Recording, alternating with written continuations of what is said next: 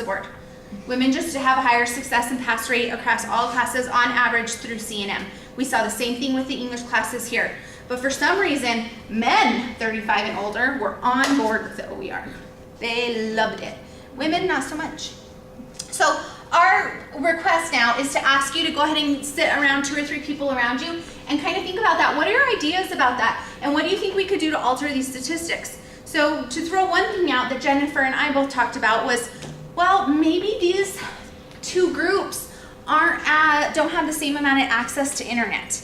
All right, a 15-year-old, 16-year-old maybe is only getting internet access at school, not when they go home. So using the OER might be tricky. A woman who's 35 years and older, maybe school's not her primary focus. Raising kids, working, managing household, but those are only 2 kind of vague ideas. So what we're more interested in is, what do you think we might be able to do to tackle these? So I know like Patrick's used it in his class, Brian's used it in his class. What do you think we might be able to do to make OER use across the board, not just English, because we're working on bringing in more OERs to C&M. What can we do maybe to help impact these 2 audiences who seem to be struggling? These numbers are for broad national OER usage? This is just at C&M. These are our exact students. So this is for 1 full year.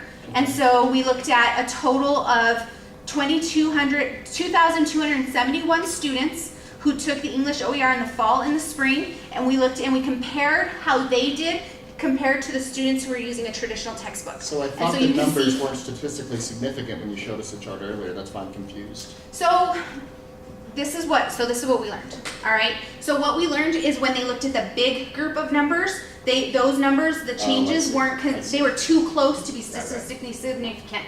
When they looked at these specific ones, they were 1 point. So we're still not 1 standard deviation. So that's why it says here a strong support. So they're not saying that it's hard and fast fact. They're saying there's strong support for this idea. Right. So this every semester, like now, we're going to put in our summer numbers so that we can now see what the summer looks like.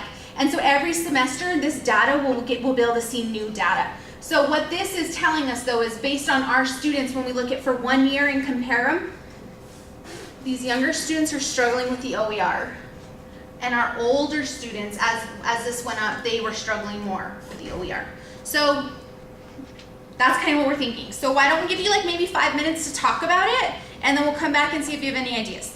So this is based just on pass rates? Just on the passing, the students who passed. And assuming then that it was because of the OER that made them not pass? So what we're looking at, so we're looking at the likelihood of passing, so the percentage of students who did pass. He kicked out everybody who dropped before. So these are all the ones that down here probably didn't pass. All right, so then what he did, it was so confusing. So he kicked out at the census date anybody who had dropped or got dropped by an instructor. So all we're looking at now is the percentage of students who passed based on their age and what book. So the number of students, the percentage of students who passed our class were middle-aged students, the middle gap. They passed at a rate similar to the traditional textbook. So our rates were similar. What wasn't similar was when we looked at the students who were younger, 16 and younger, and the students who were 35 and older, they failed at a higher rate using our book than the traditional book. Gotcha. So that's what we're trying to figure out. So it's like those teeny little percentage. And it's still, like you said, 1 standard deviation. Those are the only ones that we got 1 standard deviation. Everything else was lower, so it wasn't considered statistically significant. And this may change. We do think it has something to do with internet access. We know all of our population doesn't have an internet access at home.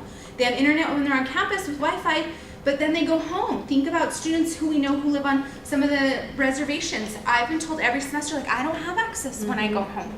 So that's why we work on, that's why the work that Anna Gletley is doing is so important. She did a drive for used computers, and those students can now download the English OER on the laptop or on the iPad, and they have a downloaded version that now they can use as long as they have access to power, not internet. So that's why we can see like these initiatives go so closely hand in hand. Okay, group work, go. Do we want to? Brian, do you want to come to this one since they have Patrick, who's taught with it before. Self-reveals to me that they are struggling with accessing these online resources, then I get hard copies. That's automatic. I think if they have a separate I'm kind of like a hard copy person anyway. Should I just pass this around? The research really supports Yeah. that. Yeah. Using your hands. I might have a sheet of paper.